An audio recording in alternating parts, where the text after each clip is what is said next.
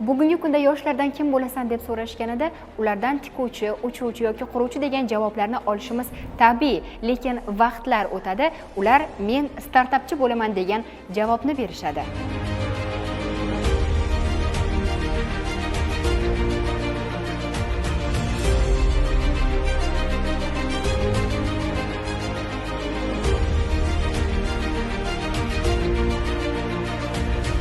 Dunyoning rivojlangan mamlakatlarida ishlab chiqarilayotgan mana shunday robotlar bizda ham ishlab chiqiladi. Hozir turmushda mavjud bo'lgan barcha texnologiyalar aqlli texnologiyalarga aylanadi, xuddi aqlli svetoforga o'xshab.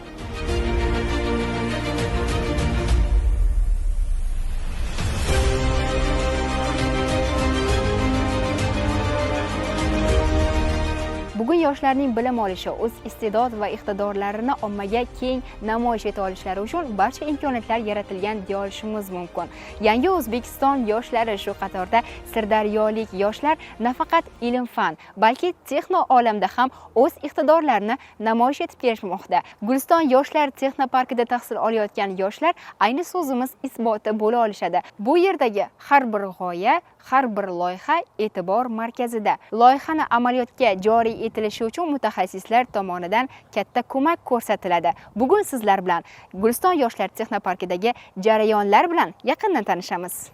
Texnopark bu zamonaviy laboratoriyalar, mentorlar va texnologiyalar uyg'unlashgan maydon. Bu yerga kirganingizda siz O'zbekistonning ertangi kunini ko'rgandek bo'lasiz. Innovatsiya so'zga bugungi zamon ko'zi bilan g'oya deb qarash endi xato. U fikrdan harakatga, orzudan iqtisodiy kuchga aylangan yangi davr energiyasi.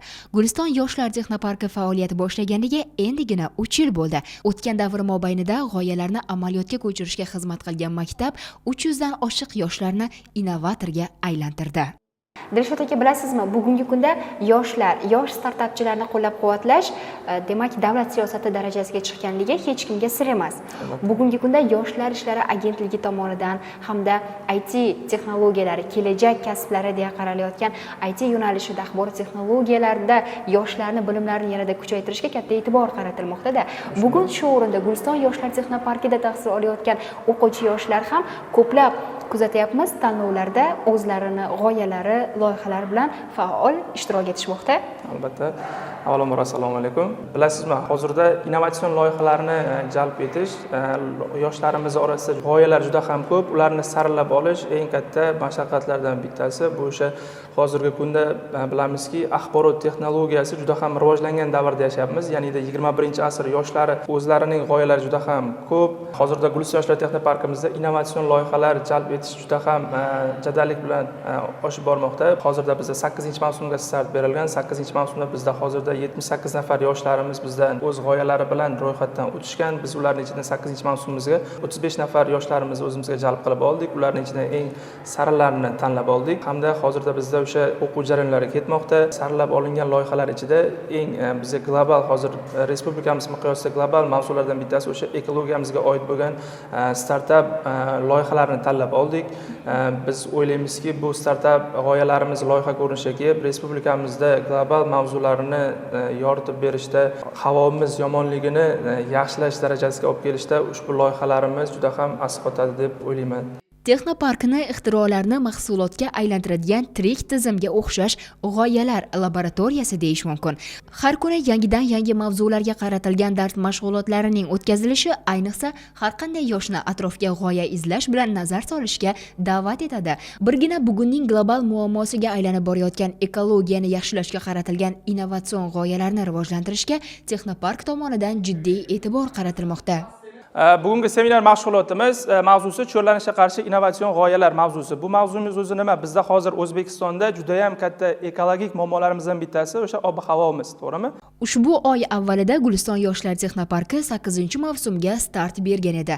Yuzlab yoshlar orasidan saralab olingan 35 nafar yoshga 4 oy davomida jami 96 soatlik intensiv ta'lim beriladi. Muhtaram Prezidentimizning qaroriga binoan 2025-yilgi ish jarayonimizda bizda 7-mavsumimizga ayni kambag'al oila reyestrida turuvchi oila farzandlarini 7-mavsumimizga qamrab oldik. Biz bunda 35 nafar, ya'ni o'sha Bayovut tumanimizdan 19 nafar, Sirdaryo tumanimizdan 16 nafar yoshlarimizni o'zimizga qamrab olib, ularning o'zlarining g'oyalarini loyiha ko'rinishiga keltirishga yordam berdik. Hozirda biz ularni loyihalarini turli xil ko'rik-tanlovlarga yo'naltirmoqdamiz. Eng oxirgi ko'rik-tanlovlarimizdan bittasi bu o'sha bizning bo'lajak olim tanloviga yuborildi.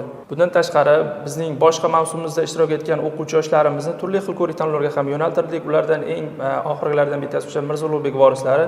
Bizda bunda respublika bosqichidagi 13 nafar ishtirokchimiz g'oliblikni qo'lga kiritishganda, ulardan 8 nafari faxrli birinchi o'rinni egallab kelishdi. Bu loyihamizning nomi yashil energiya asosida ishlaydigan innovatsion meva quritish texnologiyasi. Loyihaning maqsadi quyosh energiyasi yordamida elektr energiyasi va issiqlik energiyasini olib, mevalarni tezkor va sifatli ravishda quritib berishni ta'minlaydi. Ko'rib turganingizdek, ushbu quyosh panelimiz quyoshdan kelgan nurlarni olib, ichkaridagi mevalarimizni sifatli va toza, yaxshi tezkor ravishda quritib berishga yordam beradi. Biz bilmaymizki, mevalarimizni biz ochiq havoda quritganimizda har xil mikroblar va zararli hasharotlar kelib zarar yetkazdiradi. Bu qurilmamizda biz sifatli darajada mevalarimizni quritib va tezkor quritib olish imkoniyatiga egamiz. Bizning ushbu loyihamiz jalyuzi pardalarga quyosh paneli tergan holatda elektr energiyasi oluvchi loyihamiz hisoblanadi. Bu loyihamiz asosan ofislarga, ko'p qavatli uylarga kichik quvvatli qurilmalarni ishlashda asqotaydigan qurilmamiz hisoblanadi. Gorizontal jalyuzi pardalarga kichik quyosh panellarini tergan holatda elektr energiyasi olamiz. Bundan hosil bo'lgan elektr energiyasini ma'lum qismini kunduz qismida kam quvvatli ishlaydigan xonadonlardagi kichik qurilmalarda ishlatamiz. Undan ortgan elektr energiyasini kunduz qismida bizni akkumulyatorlarimizga yig'amiz hamda kunning qorong'u qismida bemalol foydalanish imkoniyatiga ega bo'lamiz. Bu yerda yoshlar atrofida tajribali mentorlar, marketing strategiyalari, investitsiya bo'yicha maslahatchilar, hattoki sarmoya ham topishda ko'maklashiladi. Birgina chorva va parranda, shuningdek baliqlar uchun kam xarj, ishlab chiqarish oson bo'lgan ozuqa mahsulotlari tayyorlash startapi xuddi shu yerda, Guliston yoshlar texnoparkida yaratilgan. G'oya asosida bugun Guliston shahar Ulug'obod mahallasidagi yem ishlab chiqarish sexida foydali va importning o'rnini bosuvchi 15 xildan ortiq ozuqa mahsulotlari ishlab chiqiladi. Golden Purified loyihamiz moliyalashtirildi va shu asosida yem mahsulotlarimiz ishlab chiqarilmoqda. Chorva, parranda va baliqlar uchun mo'ljallangan yemlarimiz ishlab chiqarilmoqda. Qo'limizdagi mahsulot baliqlarga mo'ljallangan. Bu chetdan keladigan mahsulotlarimiz ham bor, mahalliy mahsulotlarimiz ham bor. Baliqlar uchun maxsus import o'rnini bosuvchi mahsulot ishlab chiqariladi. Texnoparkda bugun robototexnika bilan shug'ullanayotgan o'quvchilar, mobil ilovalar yaratayotgan talabalar, sun'iy intellektni amaliy hayotga bog'layotgan yoshlar, ekologik loyihalar ustida ishlayotgan startapchilarni uchratish mumkin. Lobarxon Murodjonova ana shunday yoshlardan biri. U yangi mavsum tinglovchilari uchun InnoX inkubatsiya va akseleratsiya dasturidan dars ham beradi. Hozirda bizni 8-mavsumimiz davom etmoqda. Ya'ni bunda Sirdaryo viloyatimizda hamma tuman va shaharlar bo'yicha 200-300 nafar o'quvchilarimiz Guliston yoshlar texnoparkiga tashrif buyurib, ulardan hozirda 35 ta startap g'oyasi bor, innovatsion yondashganlardan 35 tasini saralab olib, mutlaqo bepul tarzda o'qityapmiz. 35 nafar o'quvchimizdan ekologiya, qishloq xo'jalik, texnika yo'nalishlari bo'yicha loyihalar kelib tushgan.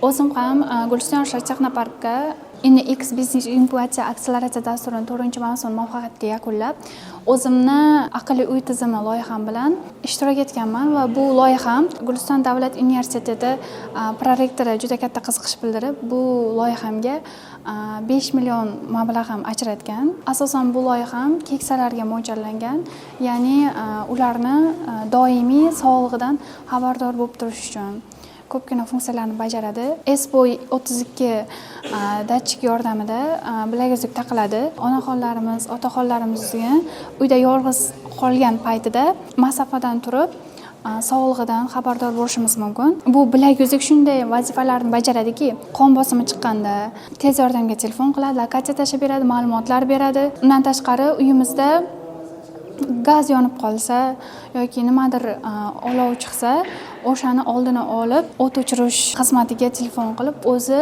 manzillarimizni tashlab berib, ma'lumot beradi. Bugungi kunda bilasizmi, Dilshod aka, yoshlarni bo'sh vaqtini samarali o'tkazish maqsadida ham ko'plab ishlar amalga oshirilmoqda. Bugungi kunda oliy ta'lim muassasalari, shuningdek, u yerda tahsil olayotgan talabalar bilan birgalikda hamkorlikni yo'lga qo'yish ishlari ham amalga oshirilmoqdami? Hozirgi kunda bizda 8-mavsumga start berishdan oldin biz o'sha Guliston davlat pedagogika instituti hamda Guliston davlat universitetiga targ'ibot ishlarini amalga oshirdik va u yerdan targ'ibot ishlarini olib borishimiz natijasida bizga o'sha qiziquvchi yoshlar o'z g'oyalari bilan bizda o'sha ro'yxatdan o'tish uchun arizalarini qoldirishdi. Talaba yoshlarimizni g'oyalarini bir-biridan ustunlik jihatlari hamda kuchlilik jihatlarini olib qolib, hamda o'zimizning respublika miqyosida kerakli bo'lgan loyihalarni ichidan saralab olib, ularni o'zimizning 8-mavsumimizga qabul qilib oldik. Guliston yoshlar texnoparki bilamizki, xorijiy hamkorlar bilan ham ishlashni samarali yo'lga qo'ygan. Sababi bugungi kunda axborot texnologiyalari sohasini oladigan bo'lsak, birgina mutaxassislar kamligini sezamizda. Sababi O'zbekistonga bu sohani kirib kelib rivojlanishiga ko'p vaqt bo'lgani yo'q. Bu esa albatta mana shu soha rivojlangan xorijiy davlatlar mutaxassislarini jalb etish talabi, ehtiyojini paydo qiladi, to'g'rimi? Albatta. Bugungi kunda xorijiy hamkorlar bilan ishlash qay darajada yo'lga qo'yilgan? To'g'ri aytib o'tdingiz. Bizda hozirda o'sha mentor o'qituvchilarimiz, direktor o'qituvchilarimiz yetishmasligi sababli bizda o'sha rahbarimiz tomonidan Germaniya, Hindiston hamda Xitoy davlatlari bilan memorandum imzolab kelishgan. U yerdan bizga o'sha speaker o'qituvchilar, mehmon o'qituvchilarimiz bizda o'sha darslarimizda, mashg'ulotlarimizda amaliy yondashib biz bilan ishlash roziligini berishgan. Bugungi kunda darslar onlayn tarzda ham yo'lga qo'yildimi? Albatta, hozirda bizda o'sha Xitoy bilan onlayn, ya'ni o'sha bizda startap g'oyasi bor yoshlarimiz bilan onlayn o'sha Zoom orqali bizda darslarimiz o'tib boriladi. Albatta, hozir bizda texnoparkimizda o'sha rus tili, ingliz tili hamda fransuz tilini mukammal o'rgatish kurslarimiz mavjud, hamda bizda o'sha kelgan yoshlarimiz loyihasi bor yoshlarimizni loyihalari bilan birga ishlab kelinmoqda, hamda biz xorijiy tillarni o'rgangan yoshlarimiz o'sha o'zlarini loyihalari bilan mukammal ishlay olishadi. Ya'ni o'sha internetdan olgan ma'lumotlarimiz bormi, barcha ma'lumotlarni bemalol o'zlari loyihalariga tatbiq eta olishadi. Respublikamizda InnaX dasturining yo'lga qo'yilgani yoshlarga chinakamiga katta imkoniyatlar eshigini ochdi. Ushbu dastur yoshlar startaplarni bosqichma-bosqich rivojlantirish, ularni ekspertlar nazorati ostida takomillashtirish va eng muhimi, amaliyotga ko'chirishga yordam berishni maqsad qilgan. Guliston yoshlar texnoparkida ham InnaX orqali bir qancha loyihalar muvaffaqiyatli yo'lga qo'yildi. Bugun Guliston yoshlar texnoparki yoshlarni g'oyalarini amaliyotga tatbiq etish bilan birgalikda ularni turli xil tanlovlarda ishtirok etishida ham albatta amaliy yordam berib kelmoqda, to'g'rimi? Albatta shunday. Bizda oldingi mavsumlarimizda ishtirok etgan o'quvchilarimizni biz o'zimiz ijtimoiy tarmoqlarimiz orqali biz ularga e'lonlarni beramiz hamda ular bizga aloqaga chiqishadi va biz ularni turli xil ko'rik-tanlovlarga onlayn yoki offlayn tarzda biz ularni turli xil ko'rik-tanlovlarga topshiramiz, yo'naltiramiz. Ya'ni o'sha bulardan eng oxirgi o'sha bizda boya aytib o'tdim, bo'lajak olim tanloviga bo'lib o'tdi. Bu bo'lajak olim tanlovida qanaqa bo'ldi? Bo'lajak olim tanlovida biz o'sha oldin ishtirok etgan ishtirokchilarimizni bo'lajak olim tanloviga yo'naltirdik. Bo'lajak olim tanlovida o'zlarining loyihalari bilan ishtirok etishdi. Bunda o'sha 160 million so'mgacha bo'lgan grant pul mablag' ajratildi. Bunda o'sha respublika miqyosida bo'lib o'tdi. Bunda o'sha Sirdaryo viloyatidan 36 nafar ishtirokchilarimizni ushbu konkursda yo'naltirdik. Bizda ishlab chiqilgan o'sha g'oyalari loyiha ko'rinishga kelgandan so'ng biz ularni o'sha turli xil tanlovlarga yubordik. Undan so'ng bu ishlar o'zlarining loyihalarini moliyalashtirish darajasiga olib chiqish uchun bizda turli xil o'sha venture fondlar davlat tomonidan hamda investor sarmoyadorlarni o'zimizning texnoparkimizga jalb qilgan holatda ularning loyihalarini amalda tatbiq etish uchun o'sha sarmoyadorlarga yuzlantiramiz. Ya'ni o'sha tadbirkor hamda o'sha loyihachi ishtirokchilarimizni yuzlashtirib o'zlarining loyihalarini investor sarmoyadorlarga taqdim qilib berishadi, o'zlarining loyihasini. Bu ularga nima beradi? O'sha o'zlarining loyihasini moliyalashtirish darajasiga olib kelishga juda ham katta yordam beradi. Oktyabr oyida katta bir tadbir, ya'ni Innavik bo'lib o'tganligidan xabarimiz bor. Bu Innavikni startapchilar, loyihachilar, yoshlar intizorlik bilan kutishadi, to'g'rimi? Albatta. Innavik 2025 tadbirimizda bizda o'sha loyihachilarimiz tomonidan o'zlarining loyihasi tayyor bo'lgan loyihasi bilan ishtirok etgan o'quvchi yoshlarimiz ham bor. Bulardan bittasi o'sha Safe Cross loyihamiz. Safe Cross loyihamiz bu o'sha aqlli svetofor tizimi. Bu o'sha o'zi nima? Aqlli svetofor tizimi bu o'sha shahar infratuzilmasiga juda ham mos keluvchi loyiha hisoblanadi. Bizda hozirda ko'rishimiz mumkin, shahar ichlarida, maktab orlarida svetoforimiz bor. Chiroqli. Unda yashil chiroq yoqish uchun tugmachani bosish kerak. ba'zida ko'rishimiz mumkin, tugmacha ishlamay qolishi mumkin, balkim bolachalar, yoshi kattalar buni bilmasligi mumkin. Shuning uchun biz buni o'ylab chiqdik va qaradik, ko'rdik. Bunda asosiy kamerasi bor va sezgi datchigi bor. Odam piyodalar yo'lakchasiga kelsa, chiroq oldiga kelsa, bu sizni ko'radi, sizni sezadi va yashil chiroqni yoqib beradi. Avtomobillar uchun qizil chiroqni yoqib 20 soniya vaqt beradi. Bu vaqt oralig'ida siz bemalol yo'ldan o'tishingiz mumkin. Demak, ushbu aqlli svetoforni ayni vaqtda amaliyotga joriy etilgan svetoforlardan farqi, asosiy farqi issiqlik sezuvchi datchikning o'rnatilganligi. Asosi shu va kamerasi. Ushbu loyiha amaliyotga ko'chganidan so'ng albatta nafaqat Guliston shahri, balki respublikamizning boshqa bir hududlarida ham harakat xavfsizligi ta'minlanadi. Shunday, xuddi shunday.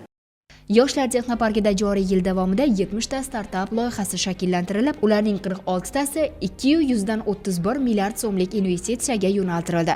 G'oyasi bilan yo'l izlayotgan, startaplar bilan yangi biznes ochishgacha bo'lgan yo'lni bosib o'tishga tayyor turgan bu yoshlar tez orada dunyoni innovatsiyalar bilan zabt etishni maqsad qilgan.